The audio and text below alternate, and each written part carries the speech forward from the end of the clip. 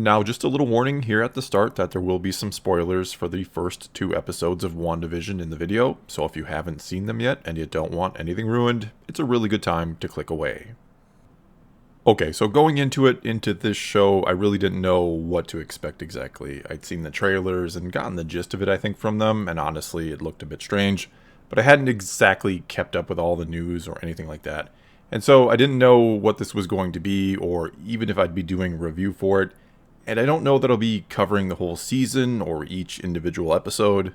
And part of the reason for that is, much like The Mandalorian, the episodes are rather short, and actually even shorter than episodes of that show. But at least here it sort of makes sense or can be justified, since in many ways this does feel like an old sitcom from the 50s or 60s, with things like Bewitched or I Love Lucy immediately coming to mind.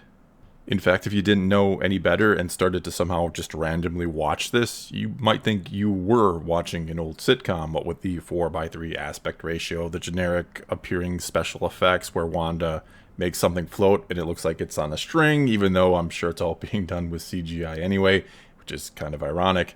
There's even obvious jump cuts when something appears or disappears.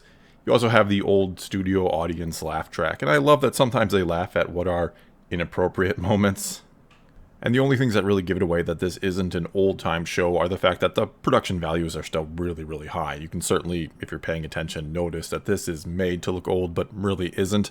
And there's, of course, also the fact that sometimes some really strange things happen, which leads to so many questions about just what in the heck is going on here, which I'll talk more about in a bit. But other than those moments and what you might call meta moments where Wanda and or Vision seem to realize something isn't quite right about their situation and they're trying to figure out how they got here or what happened before, as well as the real end credits of the show and the moment at the end of the first episode where we see someone is watching the show. Anyway, this is all presented as an old-time show. And thankfully the sitcom aspect itself, or the show within the show, isn't too bad as is. It's obviously very corny and meant to be, but it's still humorous, and you find yourself chuckling or laughing at it, or at least I did. And it's interesting enough that you don't find yourself bored watching it and just waiting for something to happen, though you are always looking for or waiting for something out of the norm to happen. You almost feel like you're on alert or on the edge of your seat while watching, or trying to just notice things, which is cool. Though all that said, I don't think the sort of charm of the show within the show is going to last forever. This isn't a show I would watch out of context, if you will.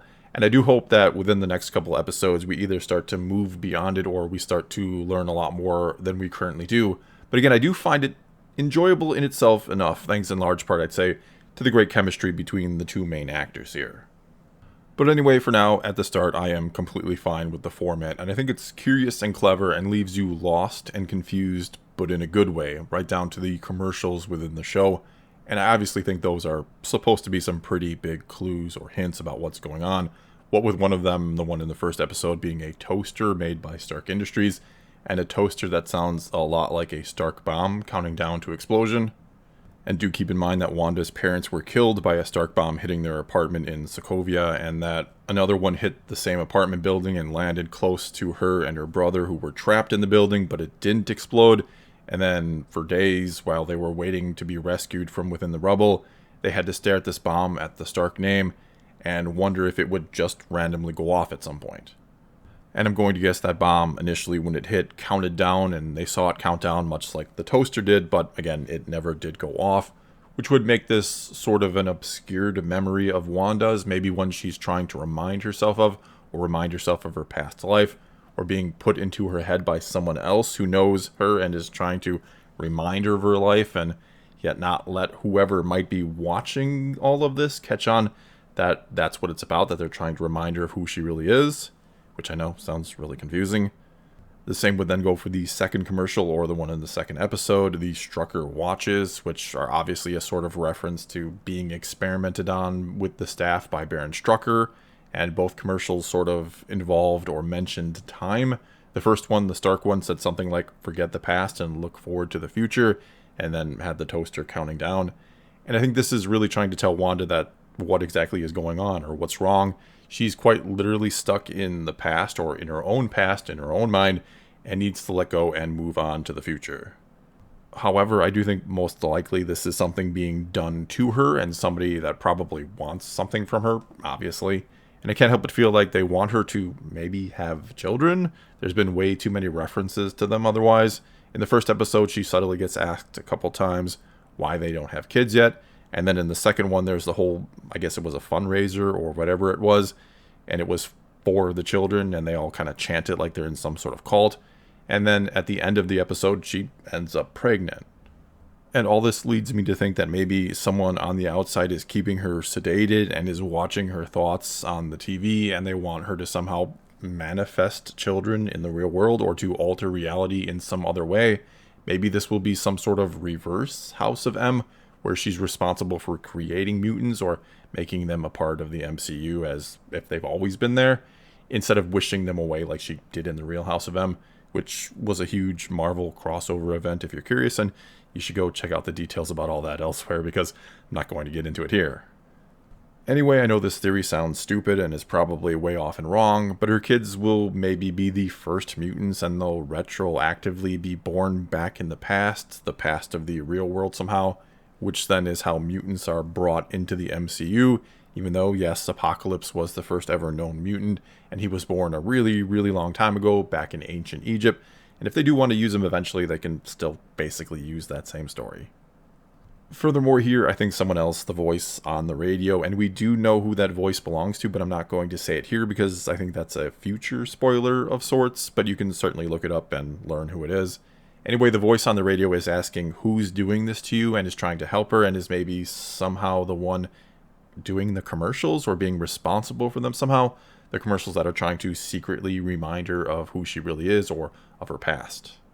Then there are also moments when Wanda seems to be able to completely take control of whatever this is, this pocket reality, like when she kind of commands Vision to save his boss in the first episode, or when she rewinds things in the second episode after the person in the beekeeper suit comes out of the sewer.